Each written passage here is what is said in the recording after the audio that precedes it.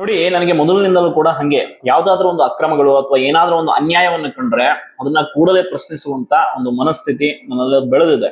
So ಹಂಗಾಗಿ ನಾನು ಯಾವುದೇ ಒಂದು ಅನ್ಯಾಯವನ್ನು ಕೂಡ ಸಹಿಸಲ್ಲ. ಅಂಡ್ ಯಾರೇ ಒಂದು ಅನ್ಯಾಯದ ಮಾತನಾಡಿದ್ರು, ಅನ್ಯಾಯದ ಪರವಾಗಿ ನಿಂತರೂ ಕೂಡ ನಾನು ಅವ್ರಿಗೆ ವಿರುದ್ಧವಾಗಿ ನನ್ನ ಒಂದು ಕೆಲಸವನ್ನು ಮಾಡ್ತೀನಿ. ಬಟ್ ಅದನ್ನ ನನ್ನ ತತ್ವ ಸಿದ್ಧಾಂತವನ್ನು ನಾನು ಯಾರಿಗೋಸ್ಕರನೋ ಅಥವಾ ಈಗ ನನ್ನ ಮನಸ್ಥಿತಿಗೆ ಅದು ಒಪ್ಪಿಲ್ಲ ಅಂದ್ರೆ ನಾನು ಬದಲಾಯಿಸ್ಕೊಳ್ಳಲ್ಲ. ಯಾಕೆ ಈ ವಿಷಯ ಹೇಳ್ತಾ ಇದ್ದೀನಿ ಅಂತಂದ್ರೆ, ಮೊನ್ನೆ ನಾನು ಒಂದು ವಿಡಿಯೋವನ್ನ ಅಪ್ಲೋಡ್ ಮಾಡಿದ್ದೆ. ಯಾವಾಗ ಅಂತಂದ್ರೆ 8ನೇ ತಾರೀಕು.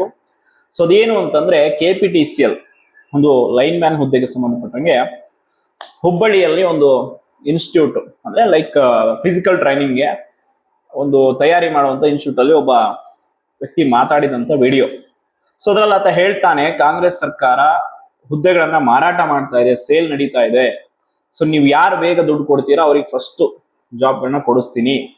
ಮಿನಿಮಮ್ ಈಗ ನೀವು 200 ಜನ ಆದ್ರೂ ನಾನು ಅಲ್ಲಿ ಒಪ್ಕೊಂಡಿದ್ದೀನಿ, ಅಷ್ಟು ಕೊಡ್ಬೇಕು ನೀವು. ಈ ರೀತಿ ಒಂದು ಸ್ಟೇಟ್ಮೆಂಟ್ ವಿಡಿಯೋ.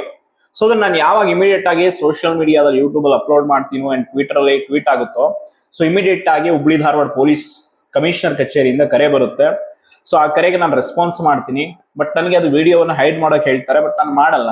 ಸೊ ಅದಾದ್ಮೇಲೆ ಸ್ವಲ್ಪ ಹೊತ್ತಿಗೆ ಮತ್ತೆ ನನಗೆ ಅವ್ರು ಮಾಹಿತಿ ಕೊಡ್ತಾರೆ, ದಯವಿಟ್ಟು ಇದು ವಿಡಿಯೋ ಸ್ವಲ್ಪ ಸೆನ್ಸಿಟಿವ್ ಮ್ಯಾಟರ್ ಆಗಿರೋದನ್ನ ನಾವು ತನಿಖೆ ಮಾಡ್ತೀವಿ, ನೀವು ಹೈಡ್ ಮಾಡಿ ಅಂತ ಹೇಳ್ತಾರೆ. ನಾನು ಹೈಡ್ ಮಾಡ್ತೀನಿ.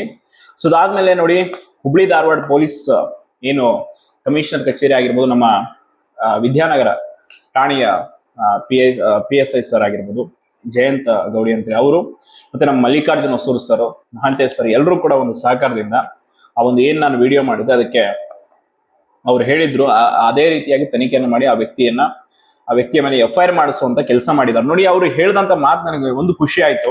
ಆಮೇಲೆ ನೀವು ಈ ವಿಷಯವನ್ನ ನಮಗೆ ತಲುಪಿಸಿದ್ರ, ಆಯ್ತಾ. ಬಟ್ ಇನ್ ಮುಂದೆ ನಾವು ಅದನ್ನ ಸರಿಯಾದ ರೀತಿ ಆಕ್ಷನ್ ತೆಗೆದುಕೊಳ್ತೀವಿ. ಯಾಕೆ ಅಂತಂದ್ರೆ, ಇವತ್ತು ನಾವ ಯಾರೋ ಆಗಿಲ್ಲ ಪರ್ಸನ್ ಅಥವಾ ನಾನು ಇನ್ನೊಬ್ರು ಏನೋ ಒಂದು ಸ್ಟೇಟ್ಮೆಂಟ್ ಕೊಟ್ಟು ಈ ರೀತಿ ಉದ್ಯೋಗದ ಆಮಿಷ ಮಾಡಿ ಇವತ್ತು ನಾವು ಒಂದಿಷ್ಟು ಜನರಿಂದ ಹಣ ಪಡೆದೋ ಇಲ್ವೋ ಗೊತ್ತಿಲ್ಲ, ಅದು ತನಿಖೆ ಆದ್ಮೇಲೆ ಗೊತ್ತಾ. ಬಟ್ ನಾವು ಹಂಗೆ ಏನಾದ್ರು ಬಿಟ್ಟರೆ ನಾಳೆ ಇನ್ನಷ್ಟು ಜನರಿಗೆ ಏನೋ ವಂಚನೆ, ದೊಡ್ಡ ಮಟ್ಟದ ವಂಚನೆ ಆಯ್ತು ಅಂತಂದ್ರೆ ಆಗ ನಾವ್ ಇದ್ರ ಬಗ್ಗೆ ಯೋಚನೆ ಮಾಡ್ಬೇಕಾಗತ್ತೆ. ಸೊ ಅದಕ್ಕೆ ನೀವು ಇಮಿಡಿಯೇಟ್ ಆಗಿ ನಮ್ಗೆ ಇದನ್ನ ತಲುಪಿಸಿದ್ದು ಒಳ್ಳೇದಾಯ್ತು. ಅಂದ್ರೆ ಸಹಕಾರ, ಈ ಪೊಲೀಸ್ ಇಲಾಖೆಯಲ್ಲೂ ಕೂಡ ನಿಷ್ಠಾವಂತ ಅಧಿಕಾರಿಗಳಿರ್ತಾರೆ. ಸೊ ಅವ್ರಿಗೂ ಕೂಡ ಈ ಅಕ್ರಮ ಅನ್ಯಾಯಗಳನ್ನ ಕಂಡ್ರೆ ಸಹಿಸೋಕಾಗಲ್ಲ. ಅಂತವ್ರು ಇದ್ರ ವಿರುದ್ಧ ಸ್ಟ್ರಿಕ್ಟ್ ಆಗಿ ಈ ರೀತಿ ಆಕ್ಷನ್ಗಳು ತೆಗೆದುಕೊಂಡ್ರೆ ಮುಂದೆ ಕೆಲವೊಂದು ಅಕ್ರಮ ಮಾಡೋರ್ಗೂ ಕೂಡ ಹೆದರಿಕೆ ಬರುತ್ತೆ. ನೋಡಿ, ಈಗ ಏನ್ KPSC, PDO, KS ಇವೆಲ್ಲ ಅಕ್ರಮಗಳು ನಡೀತಾ ಇದಾವೆ. ಸೊ ಇದೆಲ್ಲ ಯಾಕೆ ಇಷ್ಟು ರಾಜಾರೋಷವಾಗಿ ನಡೀತಾ ಇದೆ ಅಂದ್ರೆ ಅದಕ್ಕೆ ಬಲಾಢ್ಯರ ಬೆಂಬಲ ಇದೆ. ಅದ್ರ ವಿರುದ್ಧ ಬಲವಾಗಿ ಧ್ವನಿ ಎತ್ತುವಂತವ್ರು ಇಲ್ಲ. ಧ್ವನಿ ಎತ್ತಿದಂತವ್ರನ್ನ ಹೆಂಗೆ ನಾವು ಅವ್ರನ್ನ ಮಟ್ಟ ಹಾಕ್ಬೇಕು ಅನ್ನೋದು ಕೆಲವರಿಗೆ ಗೊತ್ತಿದೆ. ಆ ರೀತಿ ಅದನ್ನ ಪ್ರಯತ್ನಗಳನ್ನ ಮಾಡ್ತಾರೆ. ಬಟ್ ಆದ್ರೂ ನಾವು ಅದೆಲ್ಲವನ್ನ ಫೇಸ್ ಮಾಡಿ ನಿಂತ್ಕೊಂಡ್ರೆ ಏನಾಗುತ್ತೆ ಅನ್ನೋದಕ್ಕೆ PDO ರಿಸಲ್ಟ್ ನಿಮ್ಗೆ ಇವತ್ತು ಎಕ್ಸಾಂಪಲ್ ಇಡ್ತೀನಿ ಮುಂದೆ. 29ನೇ ತಾರೀಕೆ ರಿಸಲ್ಟ್ ಬಿಟ್ಟು ಕ್ಲೋಸ್ ಮಾಡಕ್ ಹೊರಟಿದ್ರು. ಬಟ್ ನಾವು ಸೆಕ್ರೆಟರಿ ಮೇಡಮ್ ಅವ್ರಿಗೆ ಕೊಟ್ಟಂತ ಒಂದು ಮನವಿ, ಅಬ್ಜೆಕ್ಷನ್, ಸೊ ಅದ್ರಲ್ಲಿ ಕೆಲವೊಂದು ಸಲ್ಲಿಸಿದಂತ ದಾಖಲೆಗಳು ಎಷ್ಟು ಎಫೆಕ್ಟಿವ್ ಆಗಿದೆ ಅಂದ್ರೆ ಮೇಡಮ್ ಅವರು ಇನ್ನೂ ಕೂಡ ಫಲಿತಾಂಶವನ್ನ ಹೋಲ್ಡ್ ಇಟ್ಟಿದ್ದಾರೆ. ಕನ್ನಡ ನಾವು ವೆರಿಫೈ ಮಾಡ್ತೀನಿ ಅಂತ.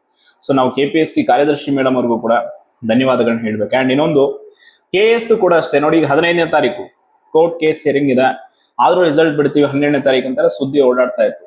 ಬಟ್ ನಾವು ಇಮಿಡಿಯೇಟ್ ಆಗಿ ಆ ಒಂದು ಸಂಬಂಧಪಟ್ಟಾಗೆ ಕಾನೂನು ತಿಳುವಳಿಕೆ ಲೀಗಲ್ ನೋಟಿಸ್ ಅನ್ನ ಕಾರ್ಯದರ್ಶಿ ಮೇಡಮ್ ಅವ್ರ ಗಮನಕ್ಕೆ ಕೊಟ್ಟು ಹೇಳಿದ್ವಿ, ಈ ರೀತಿ ಕೋರ್ಟ್ ಅಲ್ಲಿ ಇರೋದ್ರಿಂದ ಕಂಟೆಂಪ್ಟ್ ಆಫ್ ಕೋರ್ಟ್ ಆಗುತ್ತೆ, ನೀವು ರಿಸಲ್ಟ್ ಅನ್ನ ಬಿಡಬೇಡಿ ಅಂತೆಲ್ಲ. ಸೊ ಅದಕ್ಕೆ ಸಕಾರಾತ್ಮಕವಾಗಿ ಸ್ಪಂದಿಸಿದಂತ ಕಾರ್ಯದರ್ಶಿ ಅವರು ಇನ್ನೂ ಕೂಡ ಫಲಿತಾಂಶದ ವಿಚಾರವಾಗಿ ಅವ್ರು ಹೇಳಿದ್ರು, ಟೆಕ್ನಿಕಲಿ ಪ್ರಾಬ್ಲಮ್ಸ್ ಇದೆ ಅಂಡ್ ಲೀಗಲಿ ಕೂಡ ಅದನ್ನ ನಾವು ಸಾಲ್ವ್ ಮಾಡ್ಬೇಕಾಗತ್ತೆ ಅಂತೆಲ್ಲ ಹೇಳಿದ್ದಾರೆ. ನೋಡಿ, ಯಾವುದೇ ಒಂದು ಅನ್ಯಾಯ ಅಕ್ರಮ ನಿಮ್ಮ ಕಣ್ಣು ಮುಂದೆ ಕಂಡ್ರೆ ಕೂಡಲೇ ಅದನ್ನ ಖಂಡಿಸುವಂತ ಧೈರ್ಯವನ್ನ ಬೆಳೆಸ್ಕೊಳ್ಳಿ.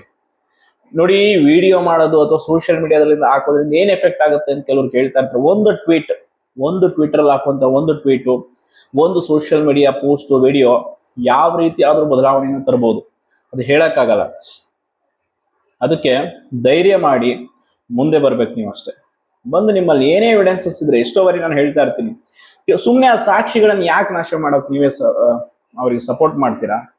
ಬಂದದನ್ನ ಸಮಾಜಕ್ಕೆ ಸೋಷಿಯಲ್ ಮೀಡಿಯಾಗಳಿಗೆ ಬಿಡಿ, ಅದು ಆಟೋಮೆಟಿಕ್ ಎಲ್ಲಿ ಹೋಗಿ ತಲುಪಿ ಏನಾಗ್ಬೇಕು ಅದು ಹಾಗೆ ಆಗುತ್ತೆ. ಸೊ ದಯವಿಟ್ಟು ಈ ರೀತಿ ಒಂದು ಧೈರ್ಯವನ್ನು ಬೆಳೆಸ್ಕೊಳ್ಳಿ.